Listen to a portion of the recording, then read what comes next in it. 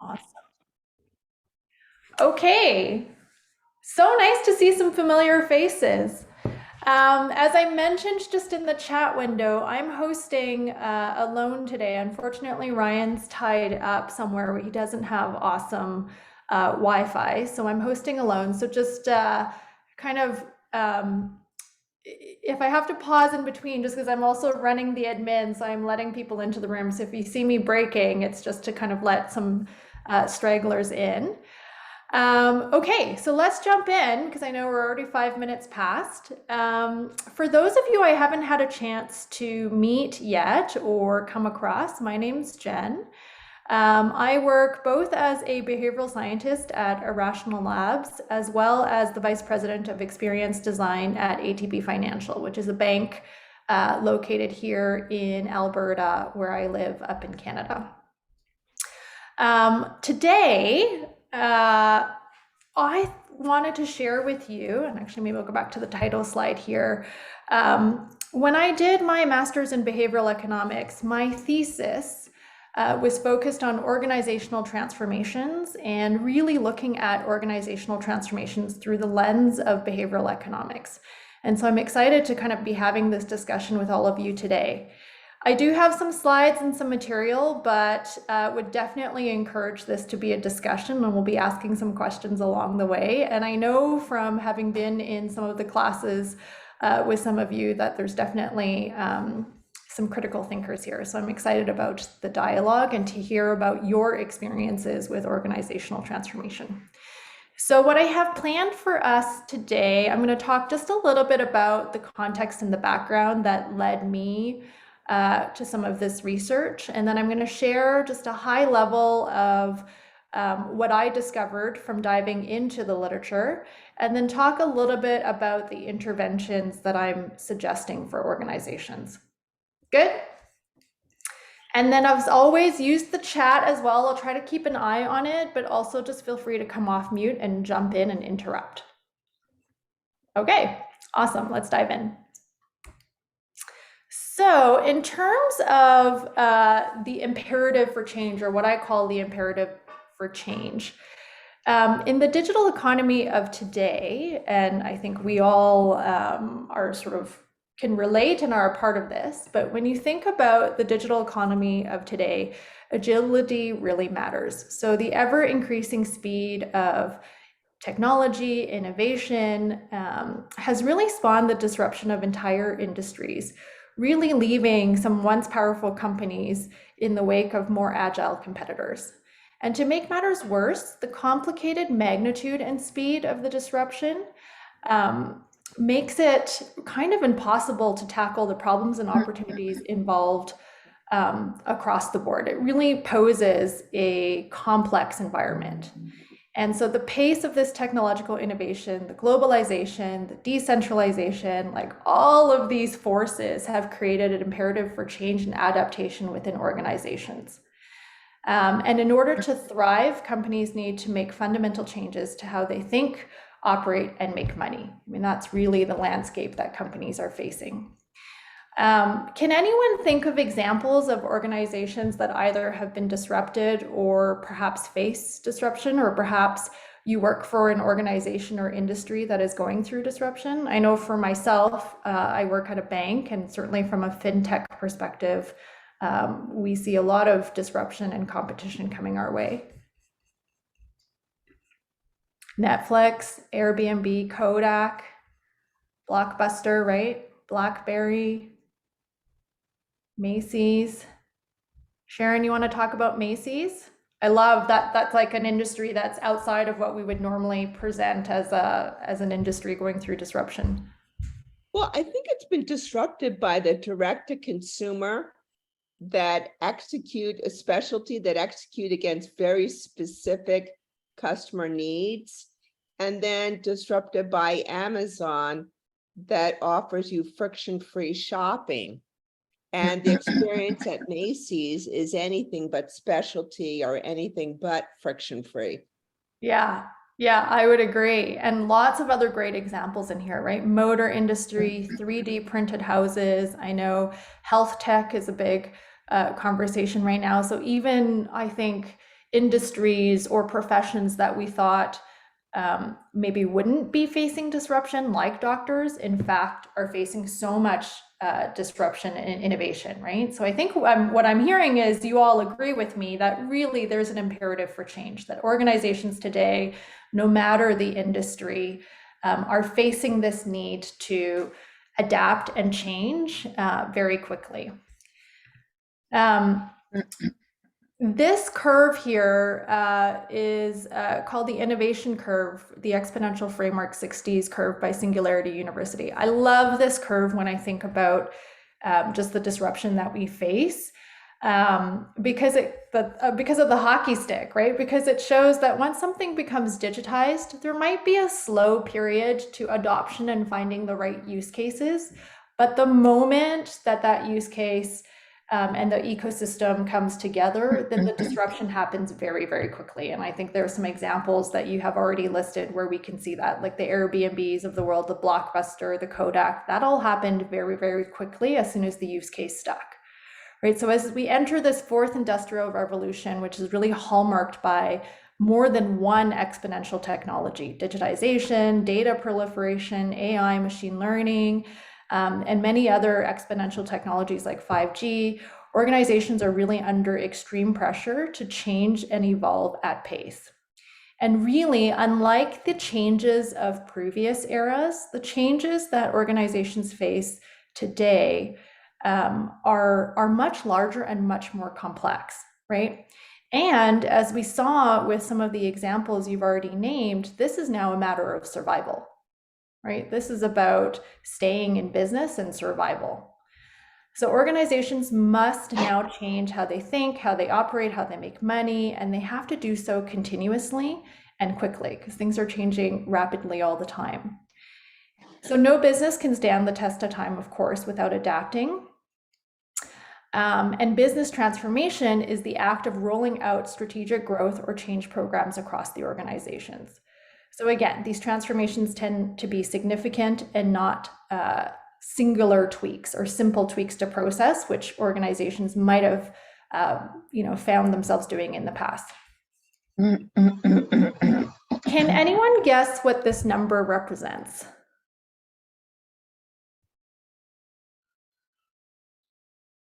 Anyone guess? 70%.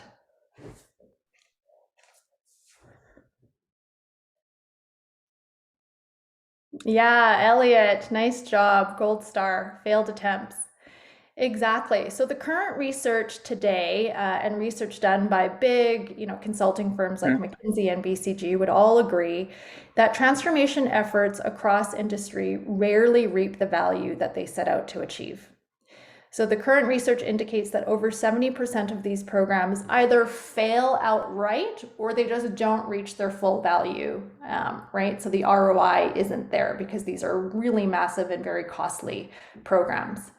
And further to that, what's often reported is that there are negative outcomes and there's impact to morale and corporate culture as a result of these transformation programs. So not only are they failing and we don't actually achieve the results that the organization needs, there's harm that's done along the way. So ultimately, what we have seen is that many organizations struggle with how to strategically approach these transformations. I'm curious, has anyone experienced an organizational transformation before? And what was your experience like? How did your organization approach it?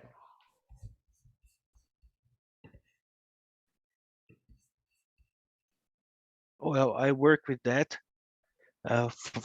for some years, and a lot of mixed feelings to share because on one hand you have a lot of positions that own a lot of money but have no idea what they're talking about. It's just more something like marketing for the internet or for the stakeholders, is something like that. And there are few people that sometimes I try to transform, but they do not have all the resources required to do that. Time, sometime money, and mainly sponsorship during the transformation because you there is not you also need the how can I say, the sponsorship in terms of why that really strategic for the company, and how we can translate that initiatives. And sometimes the sponsorship just for something that for the marketing, not for the transformation itself. And that is a lot of control C, control V, a lot of copy and paste in terms of transformation, what I have been. Yeah, and I love, Eric, that you started your comment with a nervous laugh, right? And I think typically when I ask people about their experiences within the organizations about transformation, everyone kind of starts with that nervous laugh, right? Because really, I think we can relate to this 70% number that oftentimes the transformation programs are clunky, they cause a lot of confusion, they don't, they're not a great experience, right? And then over and above that, they're really not achieving the results. A few in the chat, ridden with chaos, conflict, unfortunately. Open communication, addressing transformation explicitly is very much needed in times of change. Love that, Lisa. Many failed to transform and ended up cutting manpower with layoffs. Wow, right? Like, talk about the negative kind of implications for it. So I myself have also, just working in digital for the last 20 plus years, have experienced many of these transformations. And I think as I started to study behavior, I got really interested in why was this happening, right? Why am I seeing all of these failed transformations? Why is it so painful? And that was kind of what led me to my kind of research topic. Now, we'll talk a little bit more about this when we get to the lit review, but you know, from this image, can you guess what experts say is central to the success of organizational transformation programs? And I think, Lisa, you kind of touched on it already in terms of communication definitely is critical, but can anyone guess, just by this image, what is actually really critical?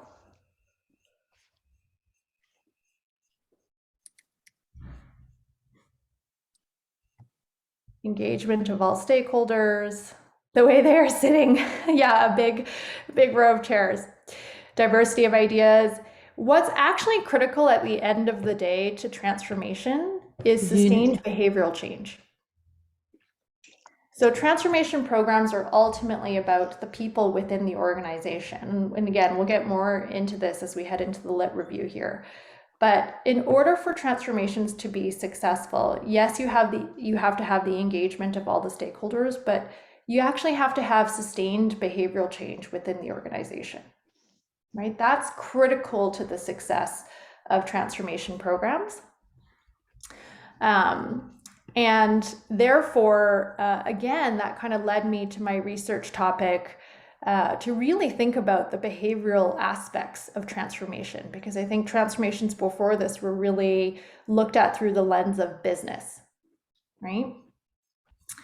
Well, I think what's interesting here, and you've all probably seen this slide before from Irrational Labs, in terms of the foundational concepts of behavioral design, information alone doesn't change behavior, right? So I thought, oh, very, very interesting that, you know, at the heart of successful transformations is human behavior. And yet, how we typically approach transformation isn't really in line with what we know how people think and behave, right? So I saw this kind of gap between traditional approaches and maybe a new way to think about transformation. So my problem statement in terms of my research was all around the fact that current approaches to organizational transformations fail to recognize the importance of behavioral drivers of change. So I started to dig into understanding what are those behavioral drivers of change and how could we leverage that to create frameworks that organizations can use to manage transformations. Yeah, we were going to get to that too. Training, attending courses don't change behavior solely. Culture and mindset within the organization. And yes, Elliot, right? Rewiring the mind is always fun. Any questions or thoughts about kind of this context and problem statement before we dive into the literature review?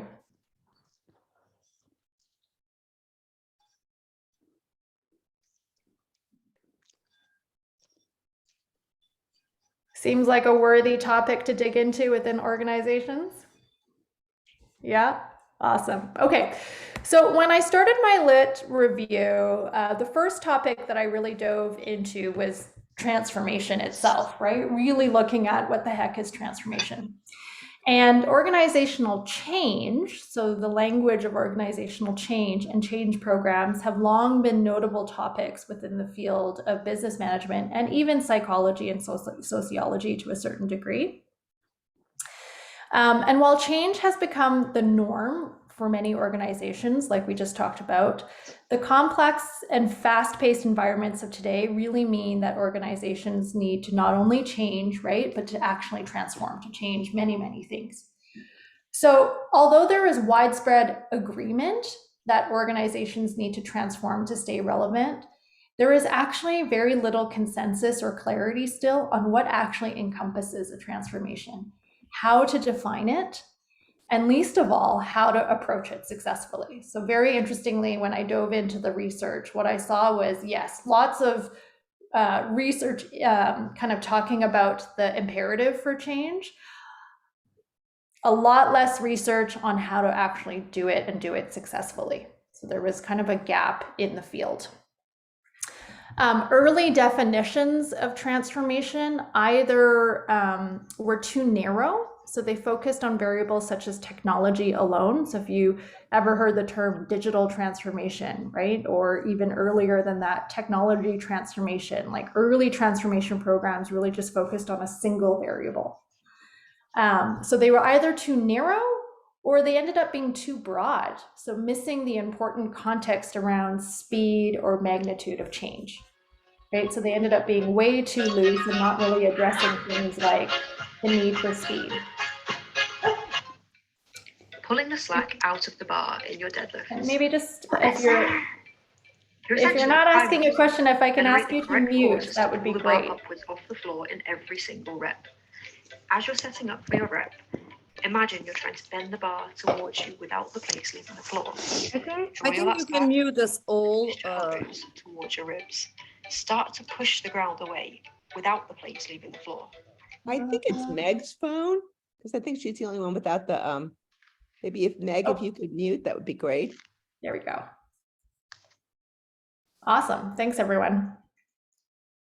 Okay, so early definitions, right, were either really, really too narrow and we just focused on changing out a technology, or they were much, much too general and they really lacked some important aspects of what organizations actually need to do. So it's easy to see how this lack of clarity in definitions can lead to ineffective programs, right? Because we're not really clearly articulating the problem to be solved.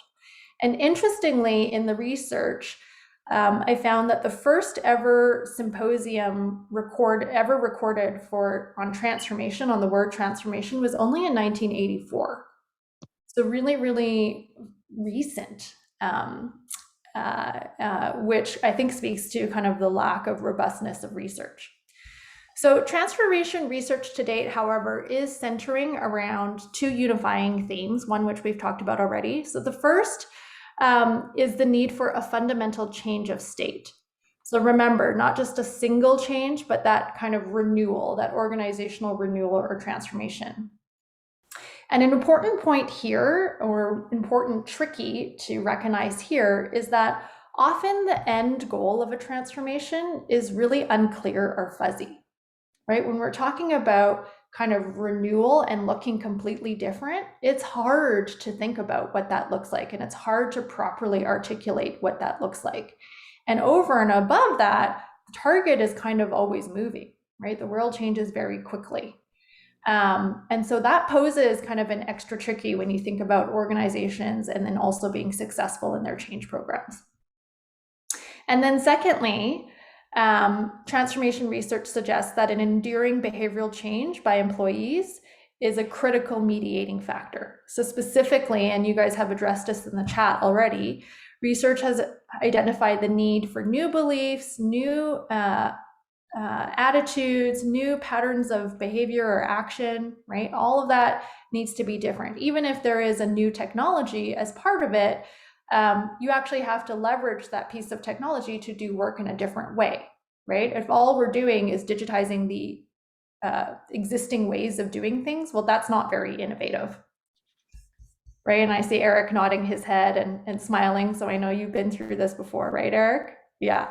So from this lens, I think it's important for organizations to consider employee cognitive states and mindsets when designing interventions. So ultimately, my transformation lit review led me all the way back to cognitive states and mindsets and behaviors, right? Because the underlying theme was, yeah, you need sustained behavioral change.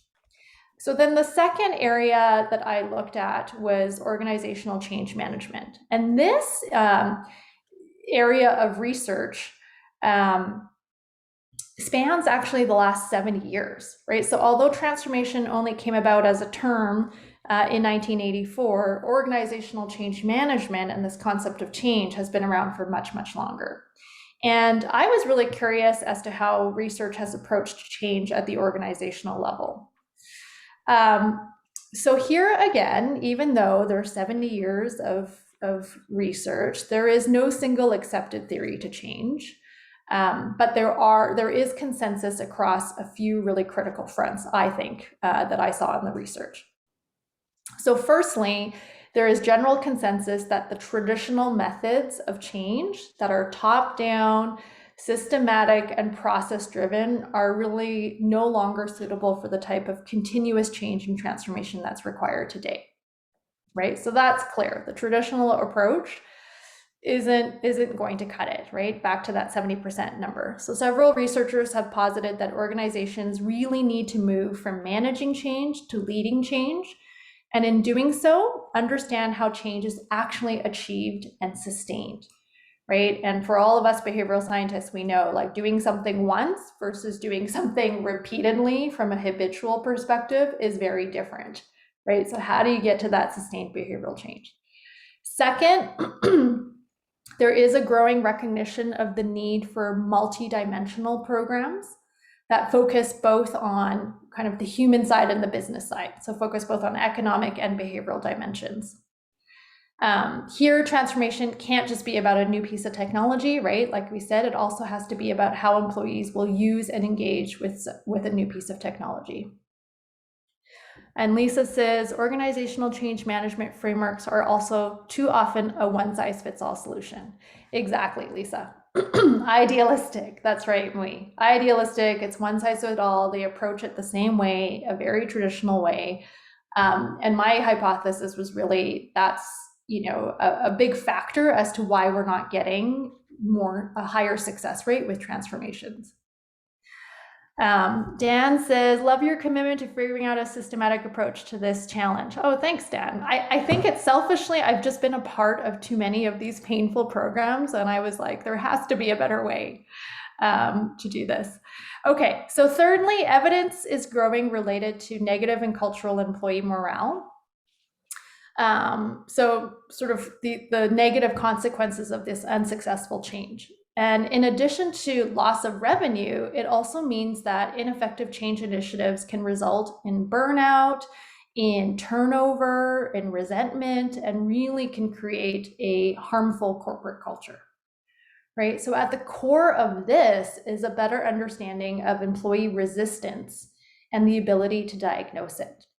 And I really connected with the work of Cotter and Schlesinger, who identified 4 common motivations for employee resistance. And when I read this, I felt, I found myself nodding my head.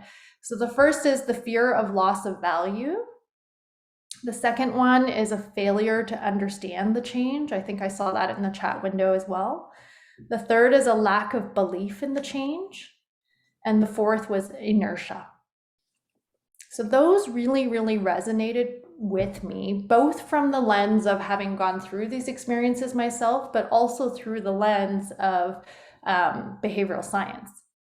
And so that led me to my third area of research in the Lit Review. And that was really all around behavioral economics and some of the founding principles of behavioral economics. And so I know everyone here is well versed in BE, but at its core, right, BE is about how people make decisions under the conditions of scarcity, uncertainty, and risk.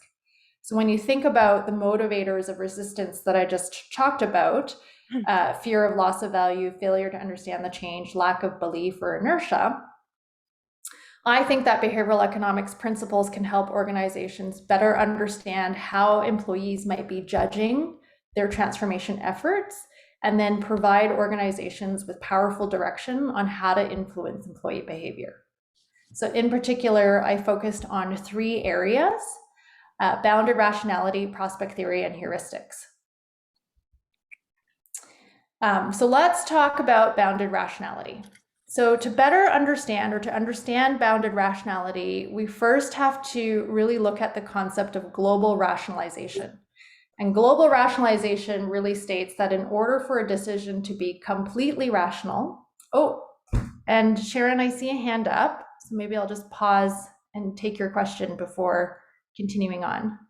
Yes, so one of the things that we learned in our boot camp was that sometimes the benefit was not concrete, emotional, or social enough.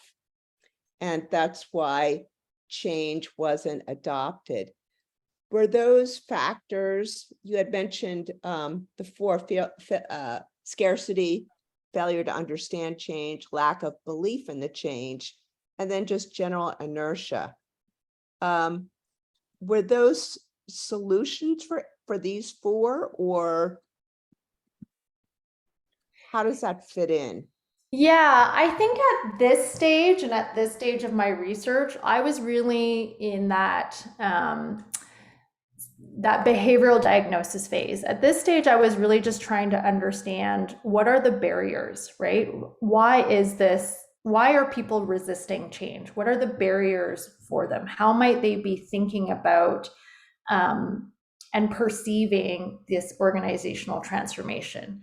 I think where the benefits come in, and I do have a slide on this at the very end, the 3 Bs framework, because I think when it comes to actually designing robust change programs, the 3 Bs framework is going to be really, really critical and helpful, with that benefits piece being an important piece to identify for team members or for employees, what are the benefits? So I think it's a great point, Sharon, and I think that's applied more so when we go to design an intervention. I started with just understanding what's happening here, right? Like taking what we know about the psychologies and applying it to what I was seeing in transformation and saying, like, why is it that people are resisting this? Got it. Thank you. That's helpful. Yeah. So this is exactly one of those theories that helped me to think through the behavioral diagnosis. So global rationalization states that in order for decisions to be completely rational, we have to look at all of the possible alternatives. We need to consider their predicted benefits, and we need to weight those benefits by their future value, right? That's global rationalization. And here, Herbert Simon's seminal work in 1955 was the first to kind of negate this. And instead, he offered that human decision-making cannot be global inherently because of the decision-making limitations of humans, right? That because of our cognitive capacity, the information that anyone has at any given moment, and the time it takes to process, that we aren't participating in global rationalization, right? That sounds more like what a computer would do, right? Is to look at all of the possible alternatives, be able to calculate a benefit, be able to weight that benefit for future value, do all of that simultaneously and quickly enough for you to make a decision, right? So bounded rationality really is that our rationality is bounded by cognitive capacity, available information, or processing time. So can anyone think about or just ponder how this would relate to organizational transformation? Maybe why I thought this was an interesting theory?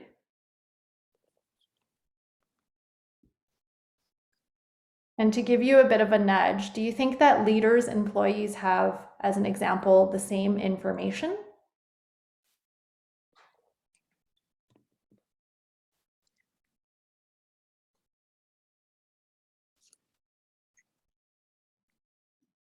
Anyone think no? Well, one of the things I was thinking about is that the experience I've had with org change is that leaders are so keen on trying to convey the intention and goals of the change that you don't get a lot of airtime. And what I'm taking from this bounded rationality approach and the limitations of it is that sharing with constituents and employees what other alternatives were considered before landing on the current goal or the current approach is tough. But what I'm taking from what you're saying is that leaders often have a lot more information about alternatives, but the only thing that's rolled out to employees is what we're actually doing. Bang on, exactly, Eric. Well done. And yes, dissemination of info from the top down is disjointed. So when I was thinking about this through the lens of bounded rationality, that was the same conclusion that I came to, Brett, was really that senior leaders who are the initiators of change, their job, right, is to focus on the long-term health of the organization. And as such, they're spending a lot of their time and their cognitive processing capacity on evaluating competitive and market conditions, looking at financial outlooks, assessing, thinking through shareholder feedback, assessing the overarching readiness of the organization to operate within these contexts, looking at alternatives, right? Senior leaders are spending their time in that space. And in contrast, employees, although employees very much obviously have the success of their organizations in mind, but they're focused in their job, they're focused on information that is most salient to their day-to-day tasks, right? So to the tasks that ultimately they're getting paid to do by the organization, right? So employees' rationality, and employees being the receivers of change, and how they would assess the change, I think would thus be bounded and differ from that of senior leaders, the initiators of change. Right? Because Brett, to your point, senior leaders have thought through alternatives. They've thought through why one option doesn't work over the other. But then at the end of the day, all that's communicated is the decision. Right? It's like they forget to kind of give all that other stuff, and the only thing that's communicated is, right, here's the option we've chose, right? And let's get going. Right? So I just thought bounded rationality was really interesting to think about why there could be resistance through the lens of an employee. The second framework that I looked at was prospect theory. And I know, again, all of you as behavioral scientists would be very familiar with prospect theory, but Kahneman and Tversky's work in prospect theory, I think, is another valuable framework that can help us to understand how employees are perceiving and responding to transformation initiatives. So prospect theory, as we know, illustrates how decisions are made in the face of uncertainty and risk, all markers of transformation programs like we've seen. And here, prospect theory demonstrates that instead of maximum utility, absolute values, and probabilities, decisions are really influenced by perceptions of gains, losses, and reference points, right? And in general, we know that people don't like losses. And in fact, when we look at the shape of prospect theory's utility function, we see that losses hurt about twice as much as gains, right? So such gains or losses are judged against a reference point, typically the status quo, or what we already have or how we're already doing something. So again, you can immediately see when we think about employees facing transformation programs, the existing way of doing things serves as a strong reference point, right? That is our reference point, how I've been doing something. And certainly if I've been an employee for a very long time within the company, right? Maybe it's a little different if I'm a new employee, but if I've been there for years and years and years, I have a strong reference point for how things are done. So consequently, transformational change initiatives really run the risk of triggering loss aversion, where these changes of states are heavily discounted in favor of protecting against loss, the existing way of doing things. Does that resonate with everyone? Thumbs up? You can see the kind of perception of loss, right? As soon as the organization says, right, we're going to change. And in this case, they're saying, we're going to change everything. We need to transform. Like, that's the language.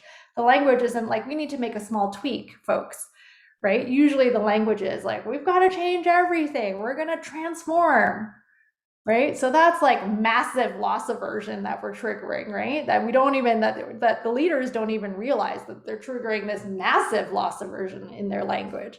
So I thought that was really interesting to think about prospect theory and transformation and how people would be judging the transformation.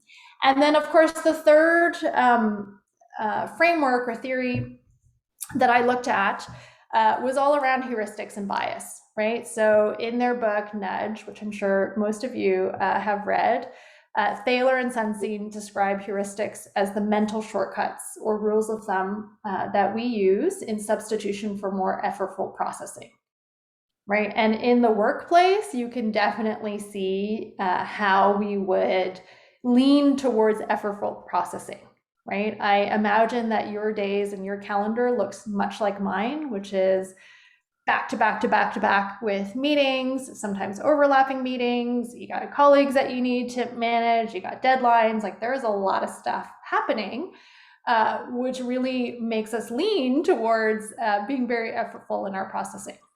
But as we all know, sometimes these mental shortcuts are applied in error, right? And that's where we get biases from. So in order to properly diagnose and plan for resistant behavior in organizational transformations, I believe it's critical to understand the biases of employees. And with over 175 biases recorded, I think that several really provide an explanation for what is motivating employee resistance. A quick question for the group here. Can any of you think of any top of mind that would apply? Any biases you think that would be impacting organizational transformation programs?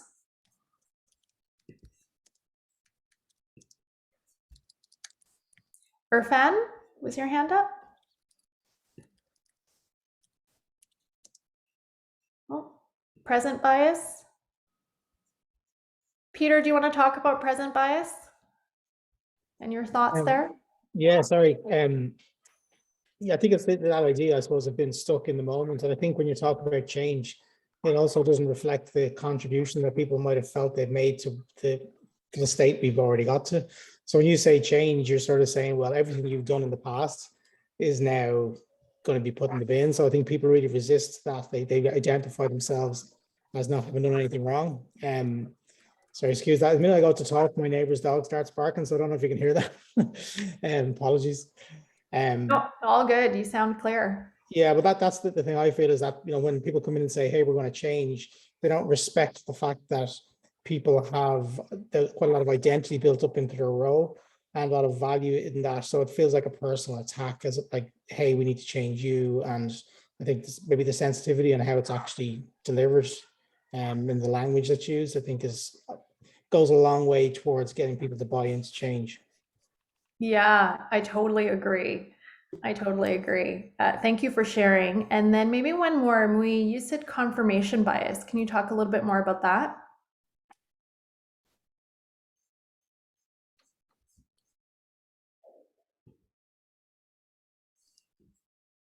Mui, are you there? Oh, your mic's faulty. Okay.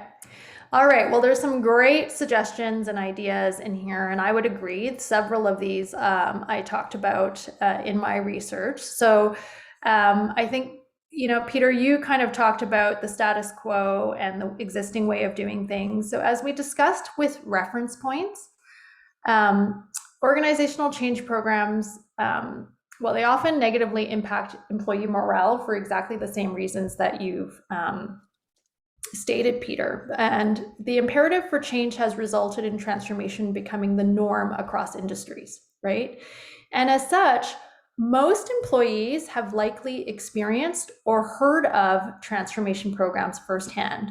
And Eric, I know I'm picking on you, but I just loved the kind of nervous smile at the beginning, right? And how I said that's usually the response I get. Most people have this reference point of transformation programs being not so great, right? Because at this point, we've all experienced transformation programs or are experiencing them. So these stories from the battlefield, right, become salient, right? So in my mind, that's an availability bias. When you think transformation, you kind of immediately think negative things. You don't really think, oh yeah, wonderful, I want to go through a transformation program. Let's jump in. This is going to be great, right? We don't really think that, right? What's most available to us is the nervous laugh, the like, ew. Right, I've been through one of those, not so great. And I think that serves, again, that saliency, the availability bias really serves as a powerful prime for employee perceptions of change. Again, the moment you say it, it's kind of bringing to mind a couple of things that aren't so great. And then further, the negative nature of this salient perception really frames and anchors how employees judge the program. Right? So before we even really hear the details, or even in absence of hearing the details, we're probably already judging this program as not going to be great, right? Oh, I know how this is going to go, right? Once this becomes the predominant belief amongst employees, and Mui, you talked about confirmation bias. I don't know if this is what you were getting at, but I posited that future behavior can seek to confirm this preconception and produce congruence, right? So I already think it's going to be bad, right? I'm coming in, yeah, okay, great, Mui. I thought the same thing, that people have this reference point that it's bad and they believe it's going to be bad. And really, as they move through the transformation program, they're just going to look for confirmation that I knew this wasn't going to be good, right? So I think that bias can also be at play. And then, of course, relating to our earlier conversation about the current way of doing things, it's just really important to consider the power of inertia and the tendency for us to really prefer the status quo. So here again, right, loss aversion, the status quo then becomes our reference point of something that can be lost. And in this case, the existing way of doing things, my existing role, the identity I've built around that is all at risk. So I thought that these 3 BE principles served as powerful frameworks to help explain why employees may be perceiving and judging transformations to be negative, and ultimately a big reason as to why transformation programs fail. So then we'll spend a few more minutes now just on interventions. So the so what, right? Okay, so we know all this.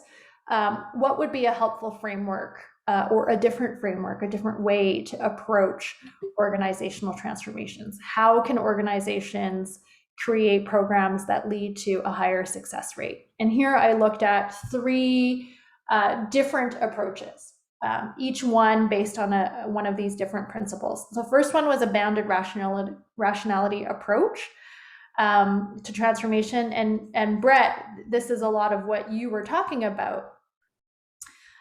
So here, I think it's about lessening the limitations of bounded thinking by not only providing access to more complete perspectives, but also to create the space and time needed for more thorough processing. So if you recall back when I was talking about bounded rationality, it's that our decision-making is bounded by our cognitive capacity, available information, but also time. The time we have to think through this information and internalize this information, right? You've heard, that people need to hear things 7 times before they've actually even heard it, as an example, right? Not just the one company email that comes out. So here, my framework suggested that we need to give attention to 3 things. The first one is the completeness of the information shared. So Brett, to your point, sharing the other options that were considered and maybe why they don't work, maybe sharing some of that market competitive forces type of information that would help employees understand, oh, like this is why our survival is at risk. The second one is to make sure that that organizations have forums for discussion, dialogue, and questions. So this isn't just about one email that comes out, but if you want to increase the bounds of someone's rationality, you also have to give them time, right, to actually internalize and process that information. And so the third was around time. So a space for discussion, but also time, holding time, right? Not expecting that after the first email announcing the transformation is out, that tomorrow everyone shows up transformed, right? We actually have to take a lot more time to communicate. So that was the high level, the bounded rationality approach. The second one I looked at was a prospect theory approach to transformation, and that essentially looked at ensuring that the organization carefully frames the change as a gain rather than a loss. And I think we talked about it in this call already, being really careful, right, Peter, with how you position something, being really intentional about the language and the communications, right? Framing it as a gain rather than a loss, and keeping in mind that they're going to discount that gain, right? So really heavily leaning into the gain is going to be important. And in doing so, we would need to consider what are employee reference points and what might be considered a loss, right? So to do a little bit of, what I call an audience analysis, which is to think through who your employees are and what is their reference point for thinking. Maybe even ask them, hey, like, how have transformation programs gone in the past? Or hey, how do you think, where do you think the company sits, and what do you think we have to worry about as an organization, right? So really taking the time to understand those reference points, because if we don't know their reference point, we can't position something as a gain, right? If we use our own reference points, that may or may not resonate with the employee. We have to understand their reference points so that we can position something as a gain for them, right? So that was kind of the second part of my, or the prospect theory approach. And the third intervention that I considered, and we haven't really heavily discussed it here today, although people have brought up beliefs and mindsets, was really a mental models approach. So what first brought me to think about mental models and the role of transformation was the business concept of root causes. And so when I think about root cause, right, mindset or mental models come to mind as they're really kind of the lens that we use to interpret the world. They're at the root of our thinking. So it's therefore seemed like an important concept when we think about not just change, but transformation. And here I looked at the research to date to create a framework for how organizations can approach influencing people's mindset. And some of the critical things from the research in terms of a framework are things like awareness as a first step. Are we even aware of what our existing mental model is? Because in the absence of that, it's kind of hard to shift to a different way of thinking when you're not even aware of how you might be thinking about it. So awareness is really important. Again, here you can see some intersectionality with concepts like bounded rationality, where you want to provide time for reflection and processing, right? Practice is really important, and feedback and learning, right? So kind of walking through a framework in that way. So that's what I considered when it came to a mental models approach. And my second to last slide here really just is that the greatest reason and risk for not approaching transformations in this way is time. So remember when we talked about pace being a critical factor in business environments today? Things are changing very, very quickly. And as we all know, when it comes to behavior and sustained behavior, that takes time and intention, right? That doesn't happen overnight. And it's interesting, part of my literature review actually brought me down the path of language, which I thought was really interesting, and business language, because language, of course, influences how we think about things and approach things. And in business language, time is money, right? Time is money. And business is all about maximizing money, right? So the approaches and what we've talked about here, that takes time. Right? It takes time for people to change their behavior and get to sustained behavior change. It takes time for people to process information, right? So I see a gap here between how the business sees things and what a behavioral lens would look like, right? Because behavior piece needs time, and business's time is money, right? We don't have time. So I think this is the greatest reason or risk for not approaching transformations in a different way. And then Sharon, to your point about amplifying benefits, I just brought in the Irrational Labs 3B framework here because I think it would be really interesting to take all of these considerations we just talked about and work through the 3B framework to really think about the behaviors that we want to shift as part of transformation. And there we would want to think about concrete and salient benefits and what can, not just framing something as a gain, but what would be actual concrete benefits that we could give employees along the way. It's not what I looked into in my research, but I think that there's a really interesting part 2 here. Okay, that was a lot. We're at 5 minutes left, T-minus 5 minutes. What questions or reactions, thoughts? I'd love to hear from the group here.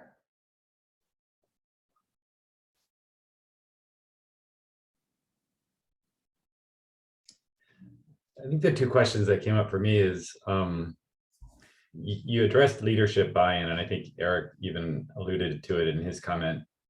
But I'm just wondering, like what strategies you've either used or researched or came across in your research to keep the initiative, the transformation at top of mind for leaders, so that in the various touch points they have with employees and different stakeholders, they're saying, and remember, there's this change that's going on, and it's still going on. It will continue to go on. So that's one. And then second, the other thing that I was thinking about is just change fatigue. Is that it's always a bit of a question, like how much change can people actually take before it's just I think the change curve, the proverbial dip that I've sometimes seen talked about, it assumes that there is going to be an uptick, but what happens if you just get kind of stuck down in the bottom of the curve and there's more degradation than there's any realization of benefits, what have you?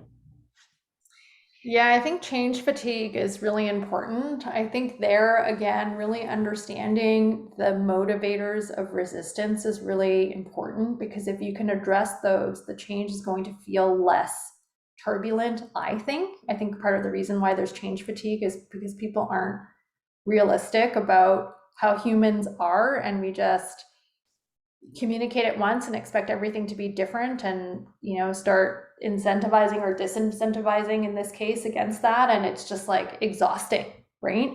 So I think that's really important. And then the leadership piece, I think, is also critical. Like at the end of the day, and you'll see this in the research, and certainly from big consulting firms like McKinsey and BCG and others, like that top-down leadership buy-in is actually so critical for transformations to be successful. So I think you're calling out some really important additional context. It's, at the end of the day, transformation is very complex, right? This is only a slice of thinking. I think that there's a whole world of research and considerations when it comes to the different pieces to make it successful.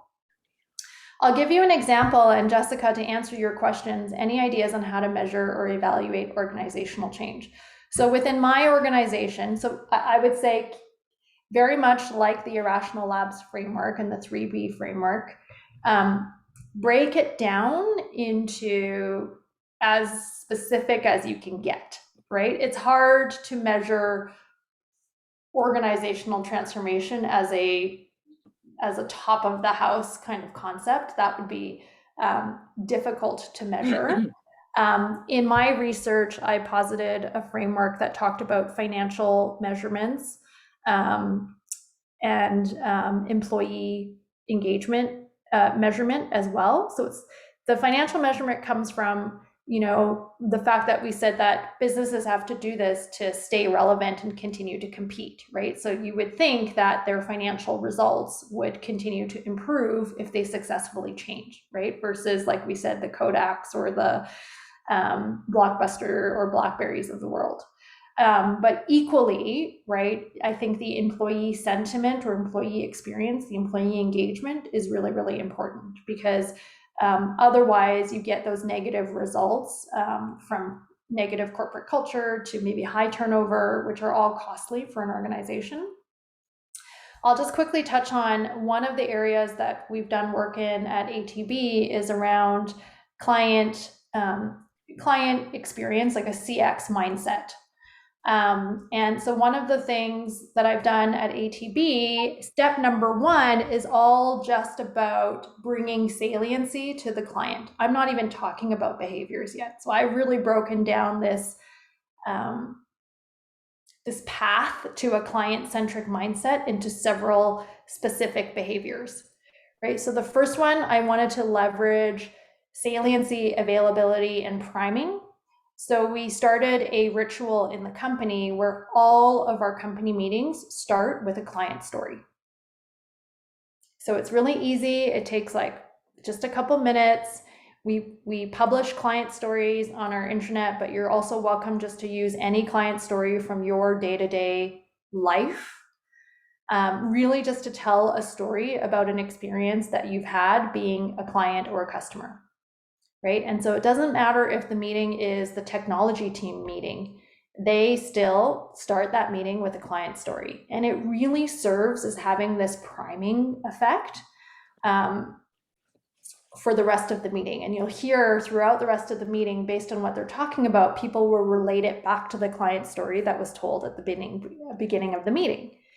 And the goal of that really is not about changing behaviors yet. It's just about, although telling stories at the beginning of a meeting is a behavior, but that was really just about priming a conversation through the lens of the client. And all we're really measuring is how often do you start a meeting with a client story? And then we ask questions around, how did that make you think differently, if it did at all? That's all we're really measuring at this stage. Now we're moving into further stages to think about, okay, now what? And like, what's the actual behavior change we hope to see? And how could we then design the second step for that? But first step is so small, right? Like we've just started with just this one little thing. No, the client story can be positive or negative. We've made it like, here you want to reduce all the barriers to it happening, right? Which was like, it doesn't have to be an ATB client story. It doesn't have to be positive or negative. It like, just tell a story. Just, that's it. Like we made it as accessible as possible.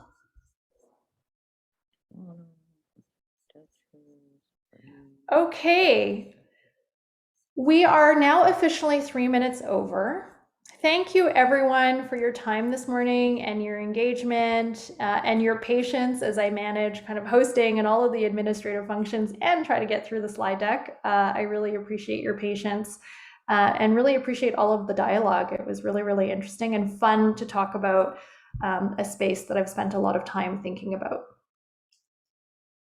All right, have a great weekend and long weekend coming up. Enjoy summer. We'll see you guys at the next membership event. See you. Thank you. Bye. Bye-bye.